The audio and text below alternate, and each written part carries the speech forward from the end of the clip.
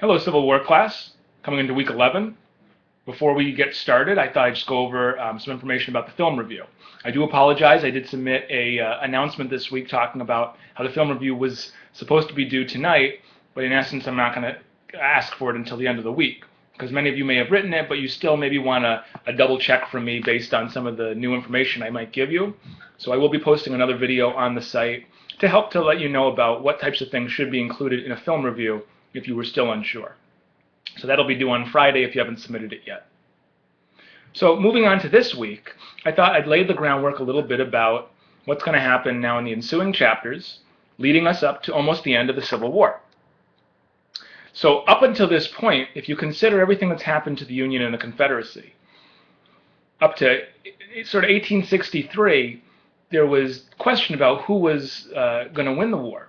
But after the battles of Vicksburg and Gettysburg, there was an immediate thought that this was the end, that the Union was within a few months of ending the war and coming to peaceful solutions.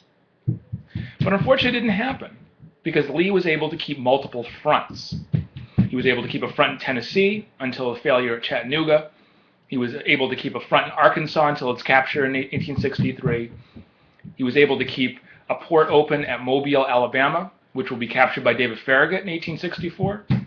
There was the city of Atlanta in Georgia and most of Georgia, which was kept free from invasion. And then there was the continued Virginia overland area, which Lee himself was leading. But slowly what Grant is going to decide as soon as he becomes the general-in-chief is to, in somewhat of a Winfield Scott Anaconda plan, rein in on the Southern Territory, whereby he's going to send some forces to the Shenandoah Valley, which is going to try to cut off the South from going north. He's going to send some forces to the south to take Alabama, Mobile, and then he's going to send other forces to Atlanta. And the Atlanta campaign, which is led by Grant's greatest general, William Sherman, is going to be very controversial because it's going to take a long time. And success at Atlanta will mean an end to fighting in the Deep South.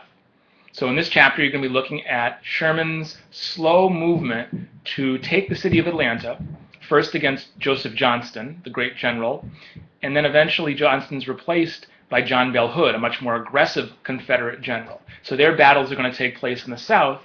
Meanwhile, Grant and Lee will tango over the course of 2 months in several large and small battles, which are collectively known as the Overland Campaign. And the success of the Overland Campaign will not be because Grant is able to defeat Lee, but he'll be able to contain him. Meanwhile, while other engagements are taking place, slowly bringing in the Southern forces to the city of Petersburg, which is the major supply depot of central Southern America. And once the capture of Atlanta takes place, there's really no way to supply Lee's army or to supply the city of Richmond, which means the war is only a few months from ending. So you'll be reading about the major overland campaign of Grant through the battles of the Wilderness, through Spotsylvania Courthouse, and Cold Harbor, in addition to some other minor battles. You'll also be reading about, again, the capture of Atlanta by William Sherman. And then you'll also, there's a second section to the chapter which talks about, while all the war is going on, what's going on politically for Lincoln. So let's take a minute to think about that. Lincoln, although he has a high approval rating, is still not winning the war.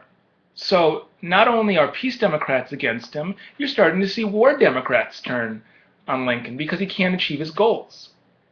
So you're going to see the rise of George McClellan, who was the great general who thought he was going to be like the next Napoleon and be the great conqueror of America, who was soon replaced after several misguided attempts in order to stop Lee's army. But now McClellan's going to be Lincoln's major contender in this presidential election.